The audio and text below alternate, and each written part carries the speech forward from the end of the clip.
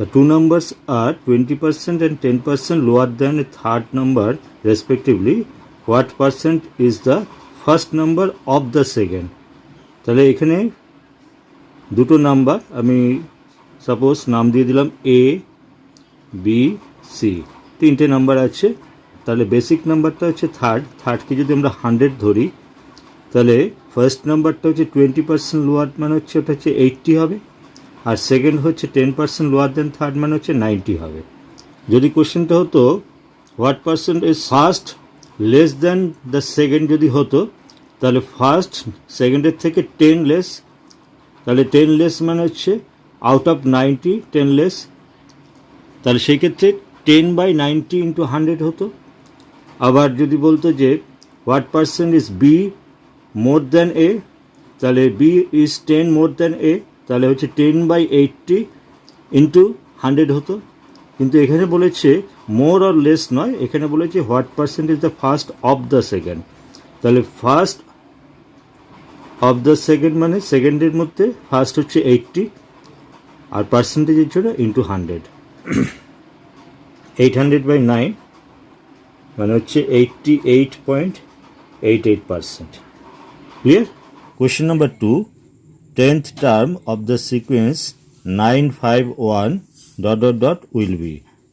তাহলে এইখানে এটা একটা সিরিজের অঙ্ক, ফর্মুলাটা হচ্ছে tn = a + n-1 into D. 10 তার মানে হচ্ছে টি, এন এর ভ্যালু হচ্ছে নাম্বার অফ টার্ম, তাহলে এই এন এর জায়গাটায় আমি ধরবো হচ্ছে 10। এখানে ফার্স্ট টার্ম এ মানে হচ্ছে 9, তাহলে এর জায়গায় 9 লিখবো, প্লাস নাম্বার অফ টার্ম মানে হচ্ছে এন মানে হচ্ছে এখানে 10 -1 ইন্টু ডি। ডি হচ্ছে কমন ডিফারেন্স, অর্থাৎ সেকেন্ড থেকে তার আগের নাম্বারটা ফার্স্ট আমি সাবট্রেক্ট করব, অর্থাৎ এখানে 5 থেকে 9 সাবট্রেক্ট করব বা 1 থেকে 5 সাবট্রেক্ট করব, করলে আমার এটা হয়ে যাচ্ছে -4। তাহলে এটা রেজাল্ট হয়ে যাচ্ছে 9, এখানে 9 ইন্টু -4 মানে হচ্ছে 36, -36 হয়ে যাচ্ছে। এখানে 36 থেকে আবার 9 সাবট্রেক্ট করলে হয়ে যাচ্ছে -27 এখানে। তাহলে T10 মানে হচ্ছে আমার -27, অর্থাৎ এই সিরিজটা 10 টার্মটা হয়ে যাবে আমার -27। Clear? Question number 3, how much percent above the cost price must A dealer marks his goods so as to gain 15% after allowing discount of 10% on the market price? তাহলে এখানে আমাদের কস্ট প্রাইসটাকে আমরা 100 ধরলাম, গেইন করছে 15%, তার মানে সেল প্রাইসটা হয়ে যাবে 115, আর ডিসকাউন্ট দিচ্ছে হচ্ছে 10%, তাহলে হচ্ছে আমার মার্ক প্রাইসটা তাহলে আমার কত হবে? মার্ক প্রাইসটা হবে আমার সেল প্রাইস ইন্টু 10% ডিসকাউন্ট, মানে হচ্ছে আমার মার্ক প্রাইস যদি 100 হয় তাহলে আমার সেল প্রাইসটা হচ্ছে আমার 90। তাহলে আমি যেহেতু মার্ক প্রাইস বার করছি, তাহলে আমার উপরে 100 নিচে 90।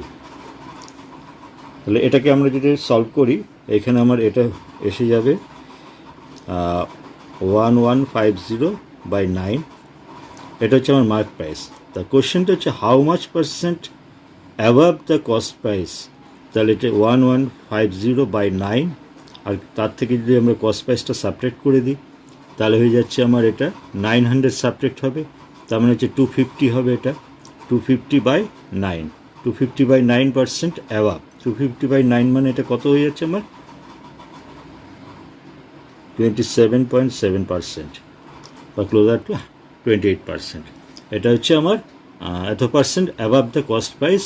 Question number 4, what is the compound interest on rupees this compounded half yearly at 20% per annum for 18 months? এখানে কম্পাউন্ডেড হাফ ইয়ারলির ফর্মুলাটা হচ্ছে CI amount is equal to principal into 1 plus rate by 200 whole to the power 2n। এখানে হচ্ছে n হচ্ছে number of years হচ্ছে, তাহলে আমার প্রিন্সিপালটা এখানে হয়ে যাচ্ছে 5400 ইন্টু 1 প্লাস রেটটা হচ্ছে 20% by 200 whole to the power 2n, N এর ভ্যালুটা হচ্ছে 18 মান্থস মানে 1.5 ইয়ার্স, দ্যাট মিনস 3/2।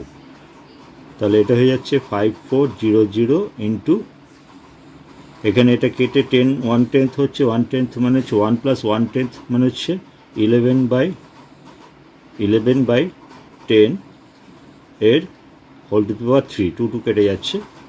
তাহলে এটা হচ্ছে 5400 ইন্টু 121 ইন্টু 11 মানে হচ্ছে 1331/1000, 7187.4। এটা হচ্ছে আমার কম্পাউন্ড অ্যামাউন্ট, এটা হচ্ছে অ্যামাউন্ট। কিন্তু আমাদের বলেছে হোয়াট ইজ দ্য সিআই, তাহলে সিআইটা আমার কী হবে, এখান থেকে আমরা প্রিন্সিপালটাকে বাদ দিয়ে দেবো সিআইটা, তার মানে হচ্ছে 5000 আমার 400টা আমার সাবট্রাক্ট হয়ে যাচ্ছে এখান থেকে। সাবট্রাক্ট হয়ে গেলে আমার সিআইটা কত হবে, সিআইটা হয়ে যাবে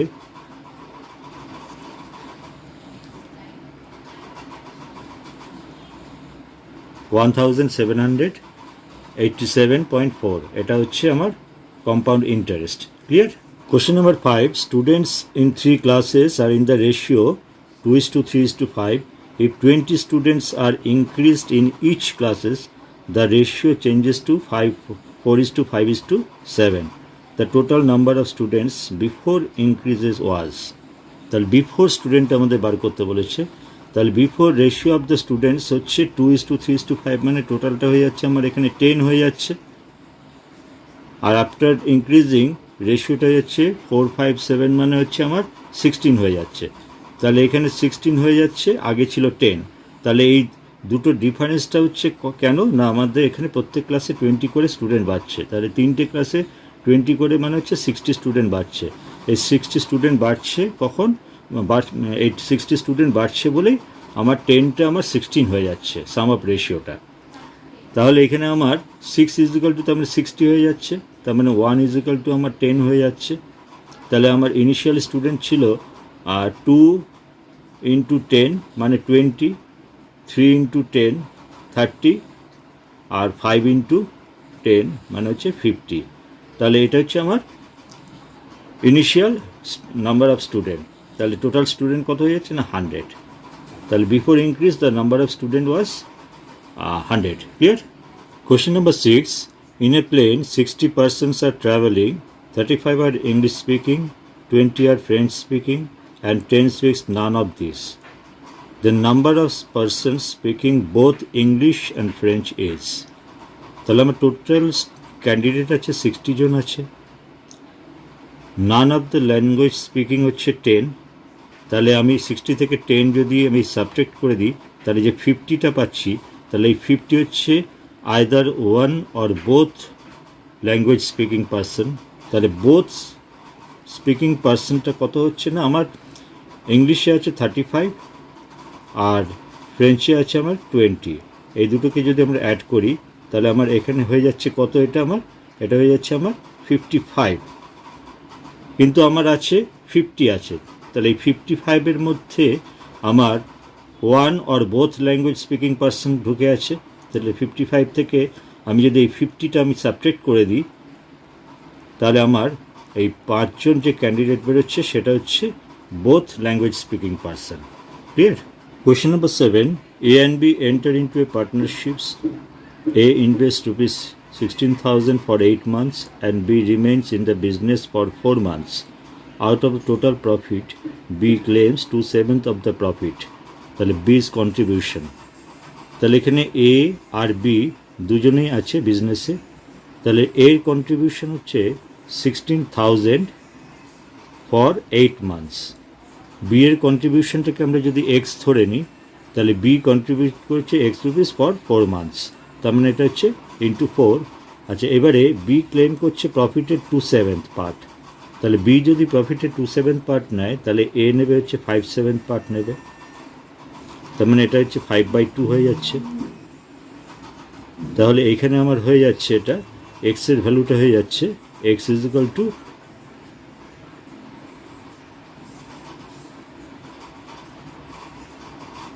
বাই 5।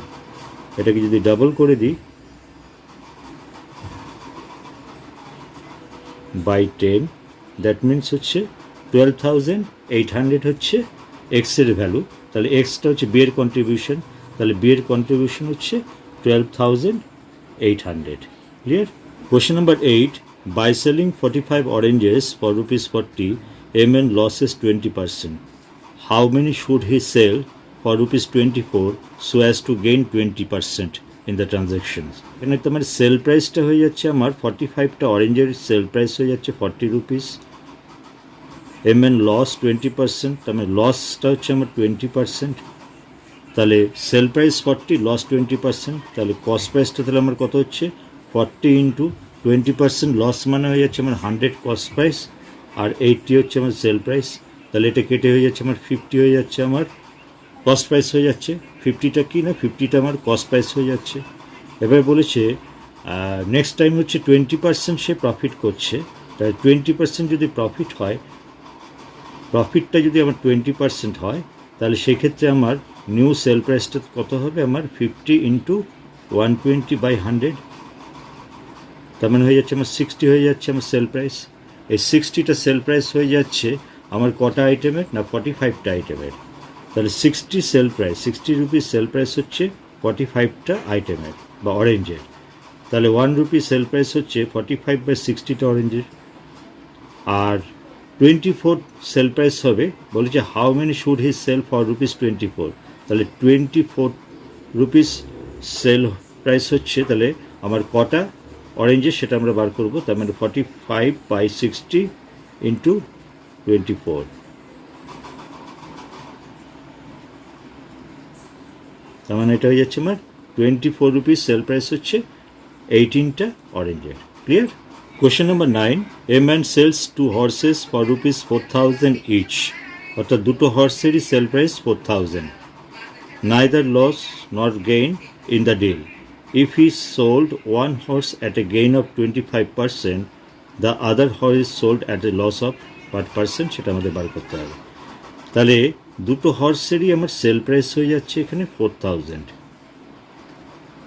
একটাতে তার প্রফিট হচ্ছে 25%, তাহলে কস্ট প্রাইসটা হচ্ছে আমার তাহলে সেটার কত, তার মানে 4000 ইন্টু 100/125,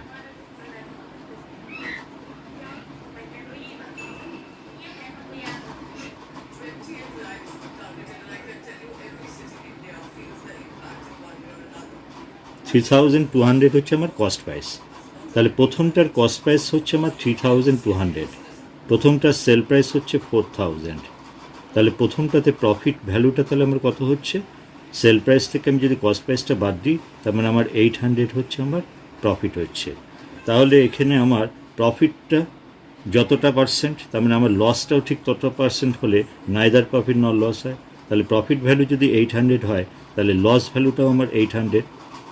তাহলে সেকেন্ড হর্সটার সেল প্রাইসটা হচ্ছে আমার 4000, সেকেন্ড হর্সের তাহলে কস্ট প্রাইসটা আমার কত হচ্ছে, এই 4000 সেল প্রাইসের সঙ্গে লসের ক্ষেত্রে এই সেল প্রাইসের সঙ্গে আমরা যদি এই লস ভ্যালুটা অ্যাড করে দিই, তাহলে হয়ে যাবে কস্ট প্রাইস। তাহলে সেকেন্ড হর্সের কস্ট প্রাইস, অর্থাৎ যেটাতে তার লস হয়েছে তার কস্ট প্রাইস হচ্ছে 4800, তাহলে আমাদের লস পার্সেন্টেজটা তাহলে কত, তাহলে লস পার্সেন্টেজটা হচ্ছে আমার 800 লস হচ্ছে অন কস্ট প্রাইস 4800 ইন্টু 100, এখানে 0 0 কাটছে,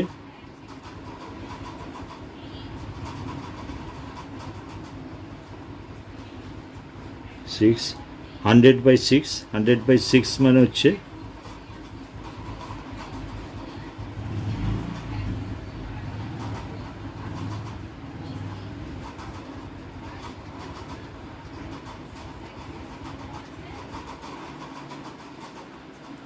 69 2/3%. Clear? Question number 10. A bicycle is sold at a gain of 16%. If it had been sold for ₹20 more, 20% would have been gained, the cost price of the bicycle. তাহলে 16% প্রফিটের পরিবর্তে যদি 20% প্রফিটে sell করা হয়, তাহলে 20 rupees বেশি প্রফিট হয়। তাহলে এই 20% আর 16%-এর ডিফারেন্সটা হয়ে যাচ্ছে তার মানে 4%, এই 4% ডিফারেন্সটা হচ্ছে আমার ডিউ টু 20 রুপিস। তাহলে 1% মানে হচ্ছে আমার কত 5, আর 100% মানে হয়ে যাচ্ছে আমার কত 500।